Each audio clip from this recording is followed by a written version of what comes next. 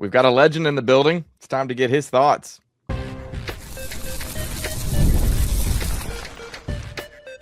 You are Locked On Georgia Tech, your daily podcast on the Georgia Tech Yellow Jackets, part of the Locked On Podcast Network, your team every day. What's going on, everybody? Welcome into Locked On Georgia Tech. I am one of your hosts, Caleb Johnson. I wasn't smart enough to get into Georgia Tech, but I'm plenty smart enough to talk about Georgia Tech sports. Covering the Yellow Jackets with me, taking this daily journey, is my co-host Jarvis Davis, who's been covering Atlanta sports for the last 15 years. We want to start off by saying thank you for making Locked On Georgia Tech part of your first listen of the day, part of the Locked On Podcast Network, now the #1 sports podcast network. We're free and available wherever podcasts are found, and wherever you go to find your podcast, make sure you leave us a 5-star review. Today's episode is brought to you by FanDuel. If you want to be right in the middle of the action this season, visit FanDuel.com and place your NFL live bets all season long. Today on the show, we're going to get into what the future of Georgia Tech could look like. How does it feel to be compared? And hey, maybe those questions don't exactly make sense, but it will make sense when you know who our guest is, and you can see him right there in the middle of the screen. If you're watching us on YouTube, we've got a legend in the building, a big-time guest, Joe Hamilton, consensus first-team All-American at Georgia Tech back in '99, the Davey O'Brien winner, ACC Player of the Year, inducted in the Georgia Tech Hall of Fame in 1999, the College Football Hall of Fame in 2014. What's going on, Mr. Hamilton? Man, I'm doing well. Actually, I'm doing outstanding. And the main reason why, fellas, is because what's about to happen tomorrow. What's about to happen this weekend in the college football playoff is starting. Hey, put your big boy shoes on, buckle up, strap on. Let's get it. So I'm a sports fanatic. And when Jarvis texted me about coming on to the show, why not? What else am I going to be doing at 7 o'clock, 6:30 in the evening, taking care of the kids? After I eat, then chopping it up and talking ball, talking sports. So thank you guys for having me on. No, man, we appreciate you, man, because like I said, man, this is truly an event, man. Caleb and I just got started with this Georgia Tech, Locked On Georgia Tech. I was like, hey, let me take a little shot in the dark and hit my homeboy. I'm like, yo, man, I need to come on the show, man, talk a little about it. We appreciate it, man. So I wanna go back, all the way back. Tell me how a young man from Alvin, South Carolina, ended up in Atlanta playing on the flats with Georgia Tech, because I love recruitment stories. Because I know you were highly recruited because you were one of those dudes coming out. Yeah, so tell me how you ended up at Georgia Tech and what was like the big thing, the big reason why you came down. Well, the Gamecocks and the Tigers, in-state schools, they fumbled the bag, and I'm not putting myself on the pedestal as far as I'm the can't miss prospect and anything like that, fellas. But the Gamecocks had one scholarship left between me and Jamar Nesbitt, an old lineman that came out of Somerville High School here in there in South Carolina. And either me or him commit, or the first one committed, that's who they were going to take. So he was able to make that decision for me, because we're under the impression if you want us back in those days, if you really wanted us as a recruit, you would wait. And you wouldn't rush a recruit, right? Mm-hmm. So that took them off because Jamar Nesbitt, he jumped in the boat first. And the Clemson Tigers, man. The Clemson Tigers hurt my heart. They hurt my heart because, I could see myself as a Clemson Tiger. I could have seen myself in that uniform, but they would not take athlete off the board. Me as being short in stature, not being 6'3", 6'4", can't miss that weight, 220. Quickly they would say athlete, and that's no problem. I played basketball, was able to, I would say about myself that, if we were, going to the playground and we getting picked, I would get picked, So that's all, an athlete. But when I'm a quarterback and you're thinking about putting athlete, that means to me, are you going to give me a chance to mess up in camp? Or first 4 games or first 4 practices that you're going to say you're a slot receiver or a DB. I didn't want that. I saw myself as a quarterback, and they would not do it. They would not take athlete, or all my recruiting magnets, all my recruiting, the magazines. Every time I saw it, I said, guys, come on. So that kind of wrote them off a little bit. And when you look at Penn State and you look at some of these other schools that were willing to do it, I knew good and well that Penn State, I wasn't going to get recruited or play quarterback there long because why? Their lineage is, Kerry Collins, yeah, Wally Richardson, yeah, the guy Blackledge. Blackledge, yeah. Yeah. So I knew better than that. But even they, said, okay, just to get recruited and just to do it, we're going to change it to quarterback. Clemson never did it. So that made that in-state decision a little bit easier for me as far as a lot of my fans and family members wanted me to go to Clemson. A lot wanted me to go to the Gamecocks. So that evened out because scholarships ran out with the Gamecocks, and Clemson didn't want to take athletes off the board. And here comes Georgia Tech. George O'Leary, they were 1-10 when I went to Georgia Tech in 1995. And Coach George O'Leary said the exact same thing that I was waiting for. You will get a chance to compete as a quarterback, and we're not going to move you. And to this day, Coach O'Leary and I are really good. Should I call it friends? Because he still possessed the fear of God in me. Of course, yeah. So I'm like, should I call him a friend? He's a good mentor. We have a good relationship. So and he means a lot to me. But he was very honest. He told my parents that, and everything he said true about Georgia Tech, the 40-year degree, the chance to rub elbows with Fortune 500 companies and be a part of growing a brand. Being accessible, it came true, man. It came true because I thought Nebraska was a great fit. Tommy Osborne, and then Tommy Frazier was there. He was going to be one more year and then maybe go back-to-back championship. And then Joe Hamilton takes over after that. I felt real comfortable about that decision when I had committed after the visit. When I went out there, that practice was a practice I was able to see practicing for the Orange Bowl. They were going to play Miami in the Orange Bowl that year. So my recruiting visit there was that practice week during the Orange Bowl, which was magnificent. Lawrence Phillips, Tommy Frazier, just Tom Osborne. And again, it went back to Georgia Tech being closer to home. My mom thinking that it would be so far to go to Lincoln. And I really believe her because my mom and dad only missed one game in college that I ever played in or I ever was a part in 4 years. And that was because I begged him to not go to Boston College because I was going to give that ticket away or those tickets away to somebody up north for they can give me an exchange for tickets later on for a home game. So I made that exchange. But it was a great decision. And again, what Georgia Tech offered is just the ability to compete and the ability to bring a program back up to promise one brick at a time, so to speak, and you can be a part of that. I don't have a problem being a guy that is tag along and a program is already established and you go there. That's fun too. But to bring a program back up from 1-10 is also gratifying. So that was huge. And one more thing about recruiting, guys, my claim to fame and what I really take pride in is that Tom Osborne and the late, great Joe Paterno was in my living room. Hey, man. Yes. Or my mom and dad's living room. It was yours when you were there. Yeah. I'm curious for you, like over the course of your time at Georgia Tech, so many different memories that could stick out and kind of be like the one that rises up to the top. What is that for you? That's like, man, over the course of that playing career, this is the memory that will always last forever. Man, it's close, but it's not really close. My last game in Bobby Dodd Stadium. Okay. Against your crosstown rival, the Georgia Bulldogs. Senior day, senior night, so to speak. Joe Ham, Quincy Carter. We were trying to go for 2 straight wins because we beat the Bulldogs the previous year up in Athens.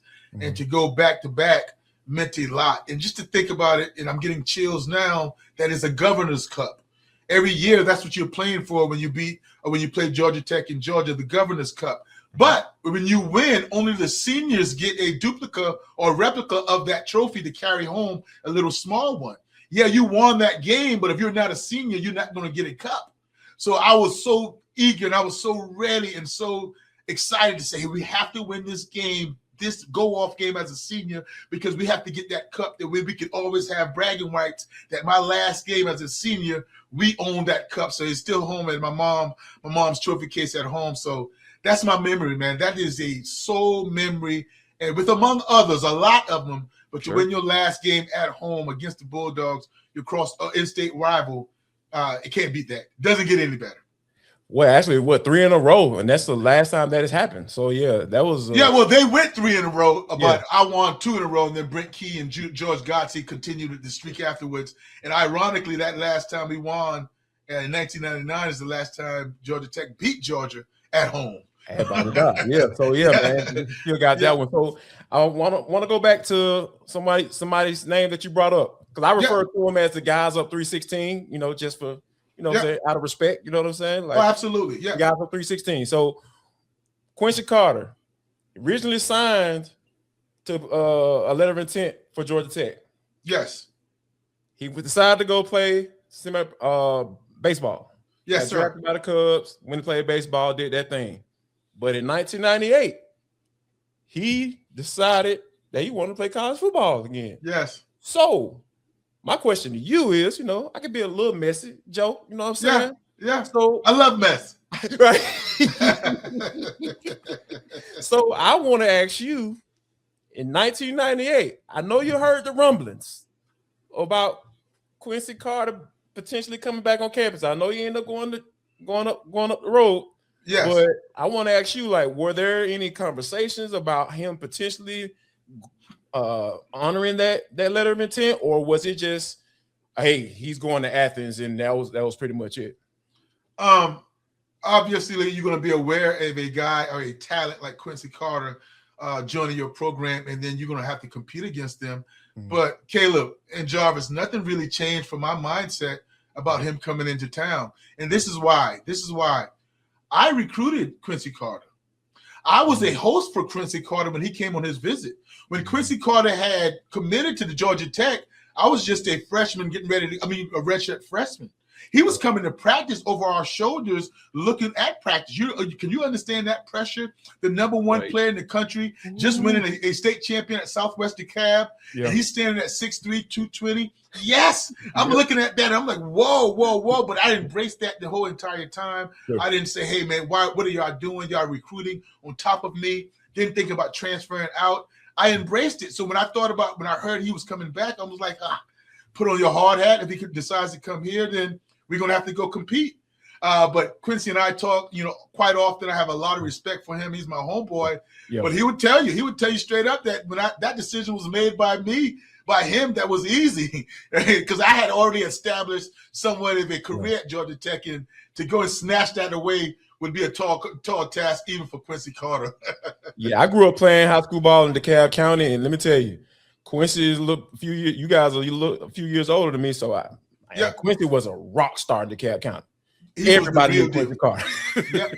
And shout out to Quincy because he just got the high school head coaching job at Heritage High School. Yeah, so that's doing big things. And I love that, fellas. And I don't want to hijack it, but I love that because he'll instill back in those guys what transferring and work ethic and competing and not having the first thing out because you don't like practice or you don't like playing time. Just toughness back into that program. So we need more guys like Quincy Carter trying to impact the youth. Absolutely. Shout out Coach Carter. Next, we will get into how's it feel to be compared and looking at Joe Hamilton and the most recent quarterback for the Georgia Tech Yellow Jackets. The holidays always show up faster than we expect, and if you're still putting together gifts, last-minute decor, or getting your home ready for guests, Wayfair has you covered. Whether you need a quick room refresh, new bedding, or those final seasonal touches, Wayfair makes it easy to get what you need fast. Wayfair truly is your one-stop shop for everything home, with decor, furniture, kitchen essentials, and gifts for every style and every budget, all delivered quickly and easily. Wayfair is perfect for gifting too because they've got guides, tons of options, and something for everyone on any single budget. There's no massive delivery fees, no stress. It's the best way to get your home holiday ready without running around to a bunch of different stores. Get last-minute hosting essentials, gifts for all your loved ones, and more for way less. Head to wayfair.com right now to shop all things home. That's WAYFAIR.com. Wayfair, every style, every home. NFL Sundays move fast, one big play, and suddenly everything feels different. That's what makes live betting with FanDuel so exciting. you're not just watching the game, you're reacting to it in real time. With FanDuel, you can place bets as the action unfolds. You've got every drive, every momentum swing, every highlight moment. Live betting is best when the game starts to shift, a receiver gets hot, and maybe a defense is starting to tighten up, or momentum flips after a turnover. FanDuel lets you jump into the moment with live spreads and money lines that adjust instantly. You've got player props that updates as guys heat up. And hey, for the Falcons, Drake London looks like he's coming back. So maybe you want to get on the action with the Falcons and the Cardinals on Sunday. You can bet next touchdown scores, drive results, totals, and more. It keeps you locked into every snap, every drive, every possibility. So if you want to be right in the middle of the action this season, visit FanDuel.com and place your NFL live bets all season long. FanDuel, the game moves fast, so can you.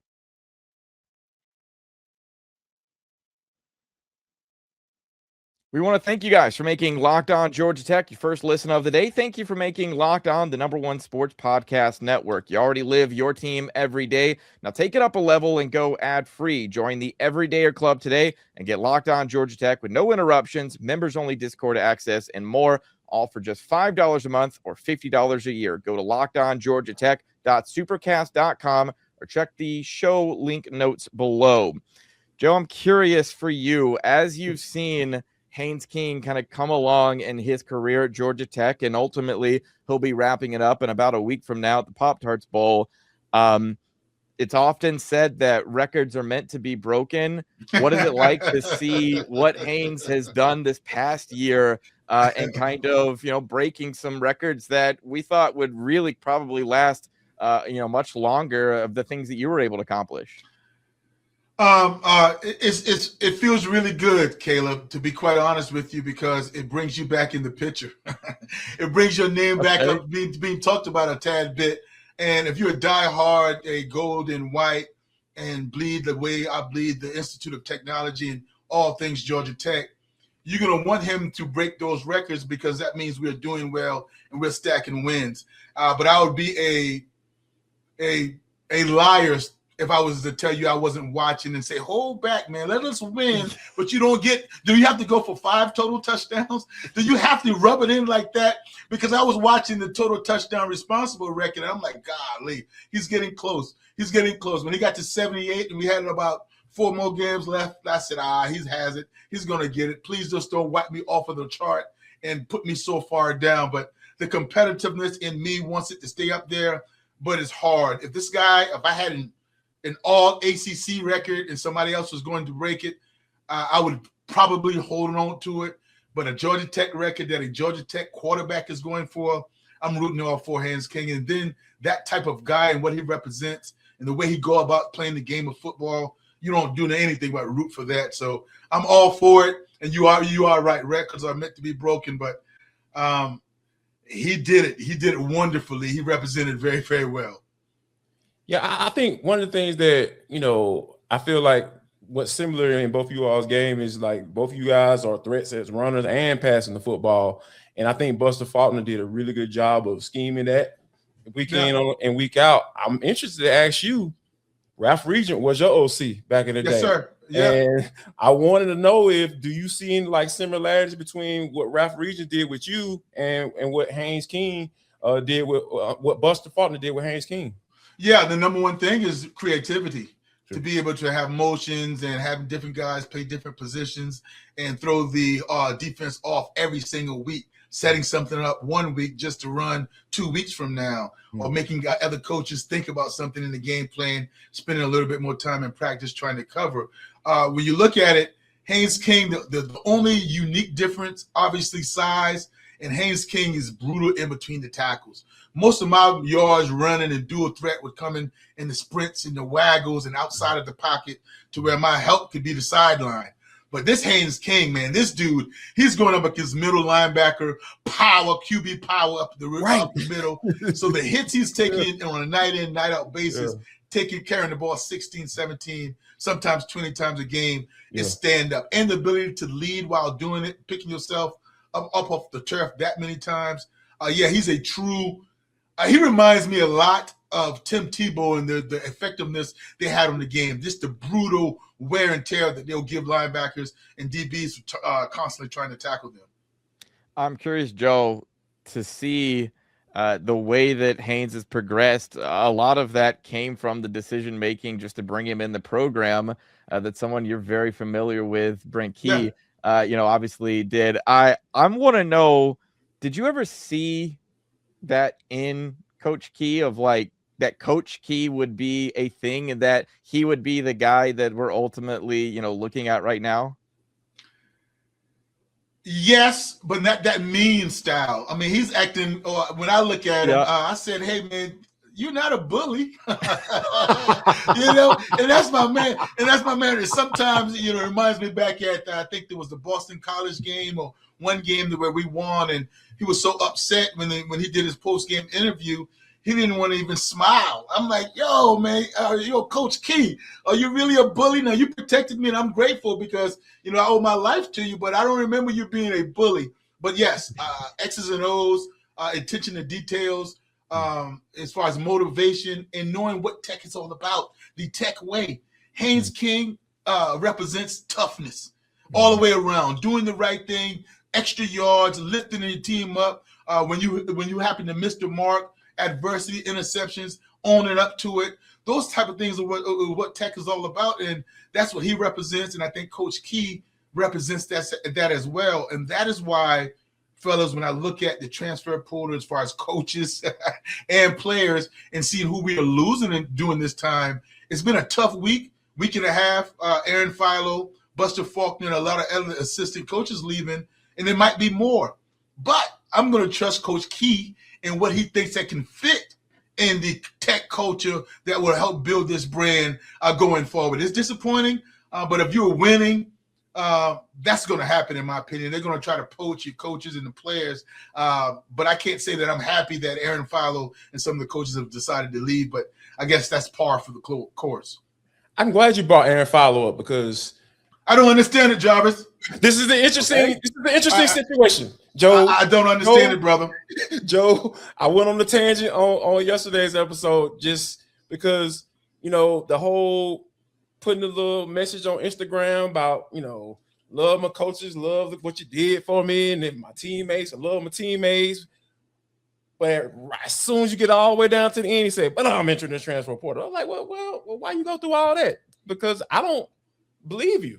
Because I don't believe you. I don't believe you when you say that, hey, I value my teammates, I value my experience here. I will forever remember these guys. You guys gonna forever be my teammates.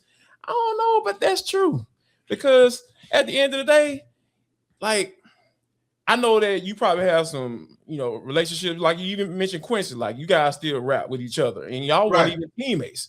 Right. I can imagine like the guys that you're still in contact with, that you play with. I'm still in contact with guys that I played with 20 years ago. Like they're my friends for life. But I guess I'm asking, my question to you is like, you have a guy that was the quarterback in waiting. We seen the guys on 316 play this off beautifully.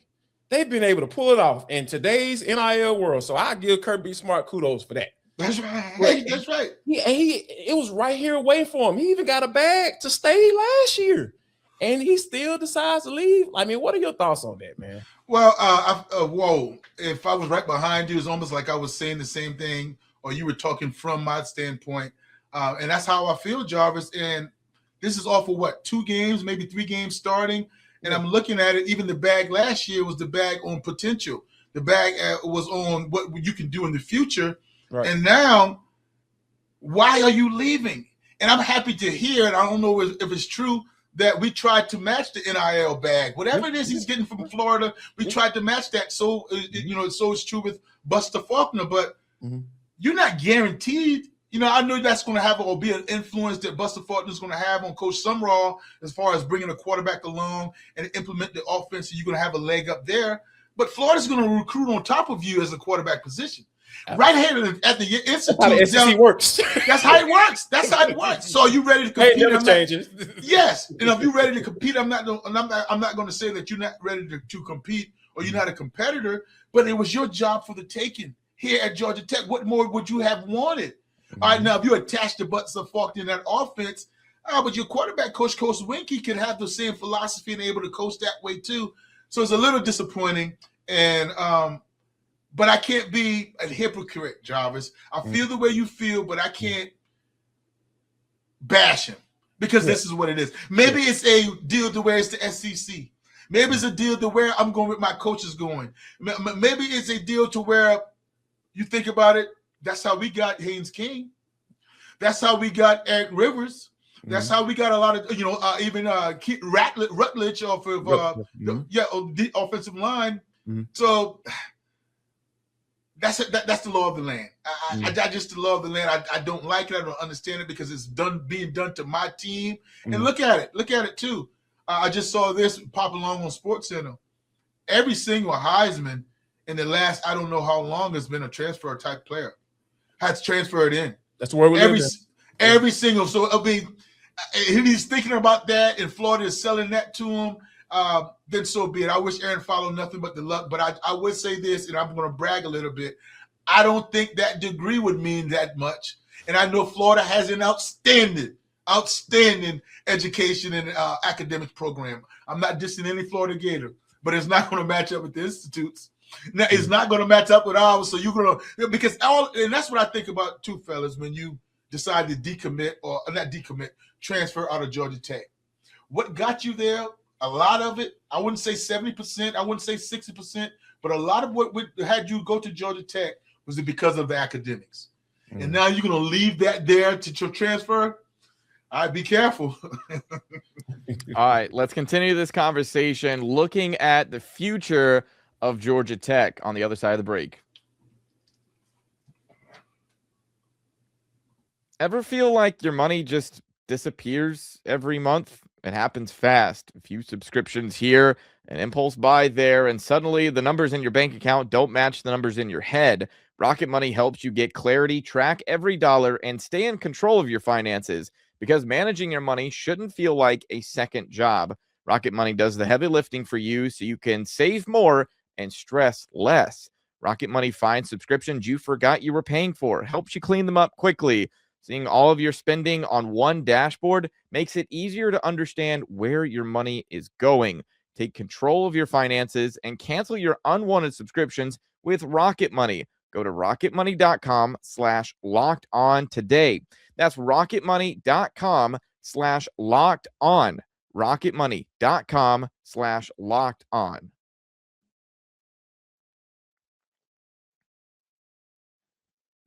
All right, final segment we've got here with Mr. Joe Hamilton. Really appreciate you giving us this time of yours to be able to talk ball and a lot of different things. We talked Aaron Philo and his decision to go over and transfer. I'm curious for you, as you've seen what college football was in your time playing and then how things have turned out now, and talk about it being the wild, wild west and transfer portal, NIL, all of these different things. And something that Jarvis and I have kind of spoken about recently is there the ability to still find loyalty in college football for these players today when the money is flying all around? But you think about who's going to be the guy who's got the car dealership in town and who has the local businesses in town and who has the connections that you can build at Georgia Tech years from now if everyone's transferring around. Yeah, no, you can't, Caleb. There's no loyalty. How are you going to find it? There is none. And because it's easy to apologize. It's easy now to say that when you go for an extra 100,000, see, that's easy. That's a little bit of a decision that you can always fall back on. I'm going to do what's best for my family, So until you have these coaches being held to the same standard, there is not going to be loyalty. Because Lane Kiffin can talk loyalty all he wanted. I'm not just, pointing him out. John Summerall. Oh, you can point him out, Joe. You can point out Lane. Yeah, but even John Summerall. But my point is, even John Summerall, where's his loyalty to Tulane? Mm-hmm. Okay, back in the Brian Kelly when he did what he did, Lincoln Riley when he did what he did to go to USC from a very good program in Oklahoma. Where's those loyalty to some of those players? So when it's cat is out of the bag and it's about money, let's have it be what it's going to be. But are we helping these kids out? are we helping these kids out as adults to make sure that you're not bouncing around and you're not being lost in the transfer portal to where you don't have a team to go at all or a team to go to at all and they're passing you by? So, so what Tech is going to do, and I think the misconception about Tech is that we're not going to be perennial guys year round. I mean, year after year after year. And I'm an alumnus that believes, like, we hopefully win 10 games this year. I want to hover around 8, 9, 10 every year. And then when we get, and that's why, in my opinion, well, not in my opinion, that's why I was so devastated, and I am devastated about this season. It's not a disappointment, okay, but I am devastated. Why? Because we were so close, I tasted it. Why? Because Tech usually get old, and when they're old, this is what they do. Have a chance to go to Charlotte and have a chance to win or be in the college football playoff because you're old. They've been in the system 3 to 4 years, and then you've gotten guys that mature a little bit. But we didn't take advantage of it. Guys, a month ago, we were sitting at 8-0. Or a month and a half ago, and I started counting the chickens. I started making plans to go to Charlotte. And I started Me too, Joe. I was making plans too. I promise I was, Joe. So that's why I was making plans to go to Charlotte. Jarvis, and that's why I had to come off of my high horse, because now I'm left with, is this a disappointing season? Yeah. And I've thought about it time and time again. And right now where I'm at, fellas, and since I'm talking to you guys and I feel like it's the barbershop that I'm not bashing because I am a techie, I feel disappointed. And if we don't win this bowl game, I'm going to feel even more disappointed because we didn't get to 10 wins.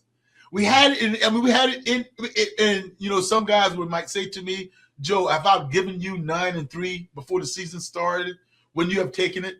I would say yes. Yeah. But it's not the beginning of the season, and things happen during the season the way I saw unfolded. Yeah. So that's tough, man. That's tough. So I'm happy with the program and the direction that it's going. I have a lot of trust in Brent Key, but my goodness, the 2025 season took a turn to be disappointing thus far. And it's hard for me to say that because we accomplished so much. Haynes King and winning 9 games and potentially winning 10 is tremendous. But I have a sour taste in my mouth. Yeah, man, I totally understand that, because like I said, this is like that Pitt game that's still kind of stuck at home, senior night. Like, come on, man, it was a perfect storyline. Yes, right? All you had to do was go out there and just finish writing that bad boy, and they would have wrote their ticket for sure. But I want to kind of wrap up with this on my end. Tech still needs an offensive coordinator. Yes. And you don't necessarily have to give me names, but what would you like to see from this offense and from the new play caller for Georgia Tech? a clone of Buster Faulkner. Okay. And I'm going to give him credit because he did a fabulous job. Sure. Because he's going, and I'm not going to disrespect him, I would say a clone of our last play caller. If you don't want me to give him too much credit, which he deserves, a clone of our last play caller. And I was going to ask myself, and I've been asking myself, has Brent Key transformed this into his offense? Is he reviewing or recruiting an offensive coordinator and telling him like they did Kyle Shanahan? How they did Sarkisian with the Falcons years ago. That when they came in and made him learn a whole new offense, and he couldn't dig back in his own toolbox. Mm-hmm. So I'm not sure if Brent Key's going to say, I want you to run this because it's been successful, or he's going to go try to go out and get a guy like I heard Chip Kelly that's going to bring in his whole new philosophy. But I trust Brent Key. And what I would like to see, Jarvis, to answer your question, creativity, motion, pre-snap look to where you can recruit. If I'm a wide receiver, I want to play in that offense. If I'm a quarterback, as far as drop back, rollouts, and designing things for him, I want to go there. And even a running back with the diversity or the dynamic of outside zone, inside zone, power. Gap scheme, whatever. That's what I want to be able to. That we can fit whatever, and we could morph into a lot of different things. So I don't want to be stuck, but I will say this: I think it might not seem this way with how last year ended, this past season, but I think we have the defensive coordinator in Blake Gideon. Yeah, I like what I saw towards the end because I know a lot of people kind of called for his head. I was like, hey, man. Well, I didn't call for his again. head, but I'm like, hey. I didn't call for his head, He but made I'm some like, adjustments. can we stop a nosebleed? Yeah. He made some adjustments toward the end. So, yeah. And he's still learning. This is his absolutely. First time He's very young. Yes. Yeah, very young cat. So I like what I saw towards the end of the season with Blake. So I'm with you on that. Yeah. All right, Joe, I feel like I've got like a million more questions that I want to get to you, but we have run out of time. So hopefully this won't be the last time that we're able to get you on and able to chop it up like this. Caleb, I was able to put a face with a name, and obviously Jarvis knows that anytime is all good, man. It's all good, no doubt about it. And big up to you. Shout out to you guys for starting this, man. It's fun. It's been a lot of fun. Anytime you can show Georgia Tech love, I'm all for it, brothers.